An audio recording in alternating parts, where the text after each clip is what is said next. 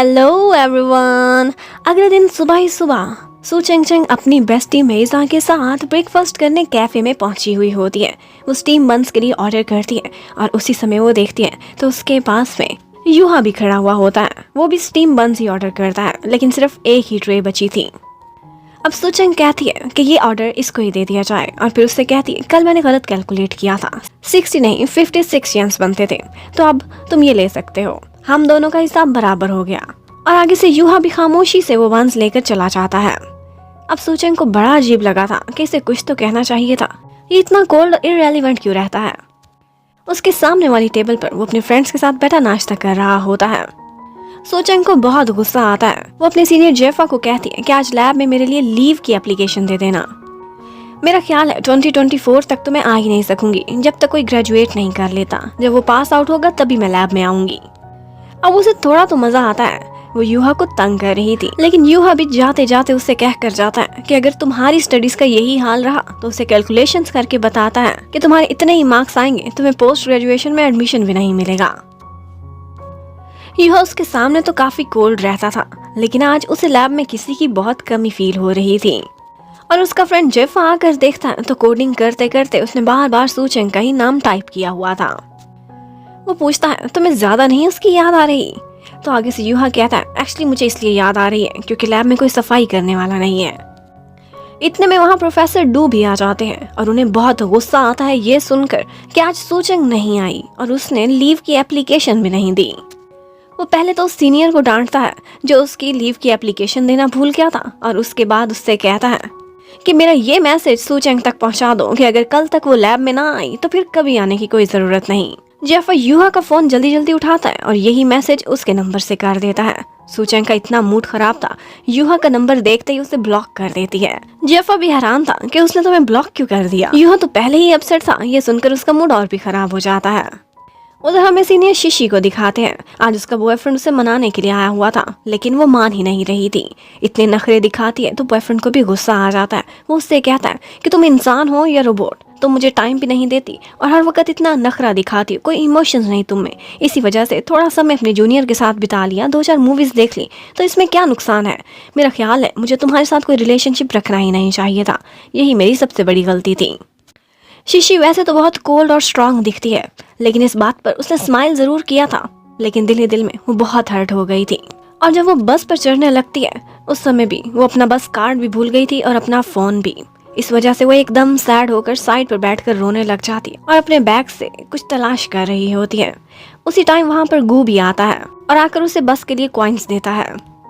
शिशी बहुत एम्बैरस हुई थी, लेकिन आंसू छुपाते छुपाते सिर्फ इतना कह रही थी कि मैं तो अपना फोन तलाश कर रही हूँ। गू ने देखा था कि वो सारा रास्ता बस में भी ग्लासेस लगाकर रोती रही थी। गू का बहुत मन किया था उसके करीब जाए, लेकिन फिर उसे एम्बैरस नहीं करना चाहता था।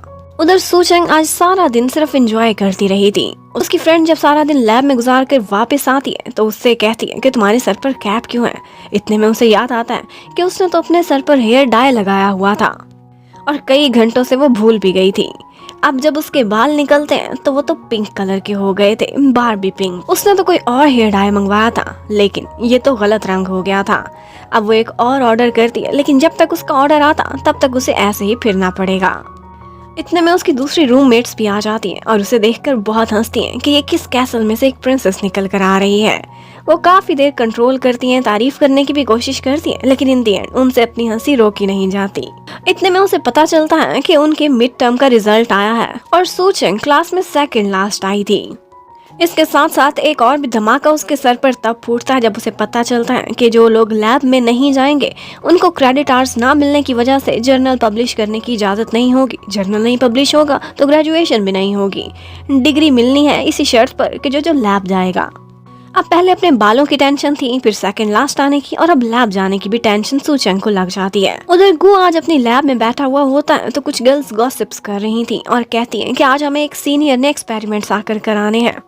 वो सीनियर शिशी थी। उसकी वही वीडियो वायरल हो गई थी जिसमें एक लड़की ने उसके ऊपर कॉफी फेंकी थी। वो यही कहते हैं कि वैसे तो वो बहुत सुंदर है, लेकिन एक्चुअली मिस्ट्रेस थी, किसी और के बॉयफ्रेंड के साथ खुद समय बिता रही थी। गू को ये सब सुनकर बिल्कुल अच्छा नहीं लगता। इतने में शिशी भी वहाँ पर आ जाती है। उसने आज उनको फ्रॉग्स पर एक्सपेरिमेंट कराने थे। वो बहुत अच्छे से सबसे बिहेव करती है और उसके इतने अच्छे व्यवहार के बाद उन सारे स्टूडेंट्स का उसके बारे में ख्याल भी बदल जाता है। अब जब क्लास ओवर होती है तो वो सबसे एंड में जा रहा होता है। जब वो जाता है तो शिशी उसका नाम लेकर उसे रोकती है और उसे वही कॉइन्स वापस करती है। इससे पहले कि गो कुछ भी और कहता, वो उसे सी यू नेक्स्ट वीक का कहकर वहां से भेज देती है। एक्चुअली वो अपनी वीक साइड किसी को भी नहीं दिखाना चाहती थी। उधर सूचंग बहुत परेशान थी और वो यही सोचती है कि चाहे जो भी हो जाए अब मुझे उस लैब में जाना ही पड़ेगा और कोई रास्ता नहीं बचा। लेकिन इतनी टेंशन के बाद उसे अचानक से ख्याल आता है कि उसके बालों का वो क्या करे। वो तो पिंक कलर के हो गए हैं। अब इस तरह से वो यूहा के सामने कैसे जाएगी, वो उसका बहुत मजाक उड़ाएगा। उधर हमारा जीनियस बॉय यूहा, उसका तो लैब में मन ही नहीं लग रहा था। आज दूसरा दिन था और सूचंग थी कि आ ही नहीं रही थी। उसकी वजह से पूरी लैब ही सूनी सूनी हो गई थी। इतने में सूचंग भी आती है और मेज के पीछे पीछे खुद को छुपाती हुई आ रही थी। लेकिन इतने में सामने यूहा खड़ा हुआ होता है। मेजा अब सूचंग से सॉरी करती है कि मैंने तुम्हें कवर करने की पूरी कोशिश की, अब आगे तुम्हारी किस्मत। सूचंग को बड़ी शर्मिंदगी हो रही थी। इतने में उसका प्रोफेसर डू भी आता है और उसके बालों को देखकर उसकी तरफ अट्रैक्ट होता हुआ दौड़ा चला आता है और आते ही कहता है, अच्छा तो ये कारनामा करने के लिए तुम 2 दिन से छुट्टी पर थी। तुम क्या सुपरस्टार बनना चाहती हो, पॉप सिंगर बनना चाहती हो? सबके सामने इंसल्ट करने के बाद उसे ऑफिस में बुला लेता है। अब ऑफिस में भी उसकी बहुत इंसल्ट करता है। यूहा बहुत क्यूरियस हो रहा था तो वो विंडो से कान लगाए उनकी बातें सुनने लगता है। सर अपने घर वाला भी सारा गुस्सा उसी पर निकाल देते हैं और फिर कहते हैं, सिर्फ यही नहीं, अपनी असाइनमेंट देखो जो तुमने मुझे क्लास में सबमिट कराई थी। 7 में से 4 सवाल तुमने गलत किए हैं, ये भी करेक्ट करने होंगे। उसके बाद हाथ के इशारे से उसे बाहर जाने को कह देते हैं। अब जैसे ही वो दरवाजा खोलती है, दरवाजे से लटकता हुआ यूहा नजर आता है। अब सर हैरान थे तो यूहा कहता है, मैं तो सिर्फ विंडो साफ करने के लिए आया था। अब अपने सर पर पिंक पिंक बाल लिए वो एक और टेंशन में फंसी हुई थी। असाइनमेंट के क्वेश्चन उसे समझ नहीं आ रहे थे। वो जियाफा से शेयर करती है और जियाफा के हाथ से यूहा ले लेता है और कहता है कि मैं देखता हूँ। वो तो बहुत बेसिक से क्वेश्चंस थे। कहता है, अगर तुम्हें यही नहीं आते तो तुम पास कैसे करोगी? सूचंग का कहना था, किसी की भी हेल्प ले लूंगी पर तुम्हारी नहीं। अब यूहा को भी गुस्सा आ गया था। वो सबसे जूनियर थी तो उससे कहता है कि लैब में इलेक्ट्रोड्स कैप पड़ी हैं, वो किसने धोनी है? तुम ही आज धो के जाओगी। अब उस बेचारी को अपनी असाइनमेंट भी करनी थी। वो सोचती है कि लेट हो जाऊंगी, पर यूहा ने कहा था ये काम आज ही करना होगा।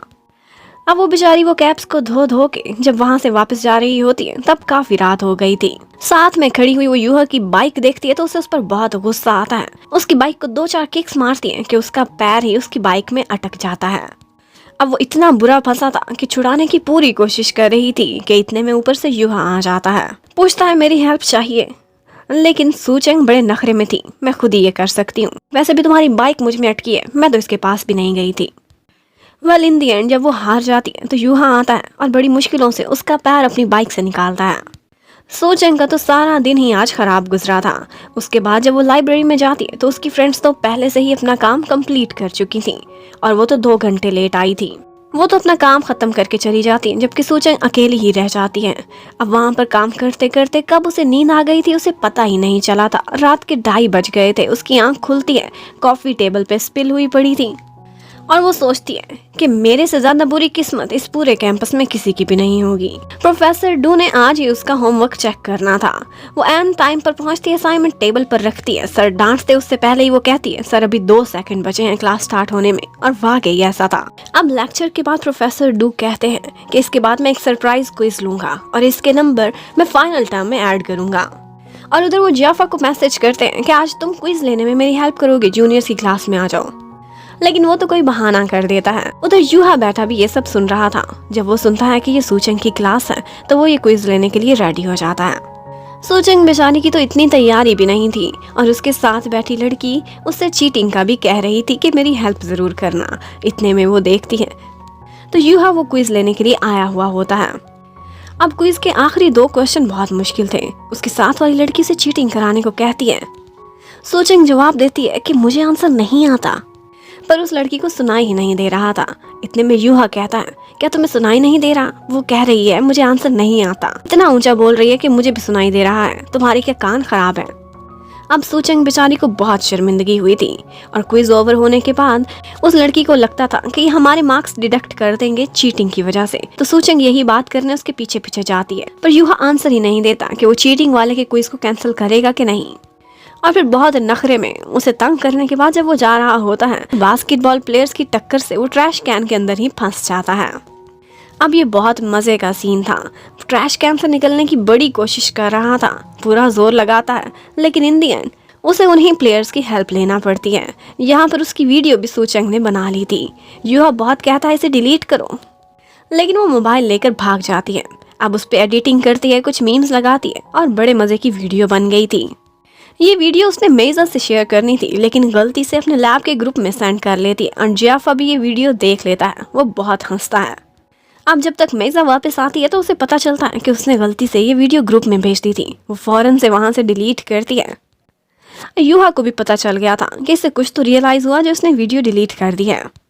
वह उधर सूचंग ने आज फुर्सत मिलने के बाद अपने बाल वापस ब्लैक डाई कर लिए थे। वो यूहा का मजाक उड़ाती उससे पहले ही उसकी रूममेट याद कराती है, तुम भूल गई क्या, इसी हफ्ते लैब में तुम्हारे लिए वोटिंग होनी है। अगर यूहा से दुश्मनी ली तो वो लोग तुम्हारे खिलाफ वोट करेंगे, तुम्हें लैब से निकाला जाएगा। अब वो परेशान हो जाती है। अगले दिन जियाफा के पास जाकर थोड़ी पॉलिटिक्स चलाने लगती है कि कौन कौन मेरे लिए वोट देगा और कौन मेरे खिलाफ। जियाफा उसे 9 मेंबर्स के नाम लिख के दिखाता है कि ये 5 मेंबर तुम्हें वोट दें ये मुश्किल लगता है, बाकी 4 जरूर दे देंगे। जियाफा उससे कहता है कि मैं तुम्हारे लिए वोटिंग की बात करूंगा, तुम्हारी हेल्प करूंगा, पर शर्त यह है कि यूहा की वीडियो जो तुमने डिलीट की थी मुझे दोबारा सेंड करो। अब जब यूहा लैब में आता है तो वो दोनों उसी की वीडियो देखकर काफी हंस रहे थे। सूचंग बड़ी खुश थी, इतना अरसा उसका मजाक बना था, अब पहली दफा उसे यूहा की कोई वीकनेस हाथ लगी थी। थोड़ी देर बाद लैब में सूचंग को एक सीनियर आकर कहता है कि मंकीज के पास जाकर कुछ डाटा कलेक्ट करना है और ये प्रोफेसर डू ने तुम्हें करने को कहा है। अब वो लैब मंकीज के पास जाएगी और वहाँ क्या क्या करेगी ये देखने के लिए stay connected. Thank you for watching, bye bye.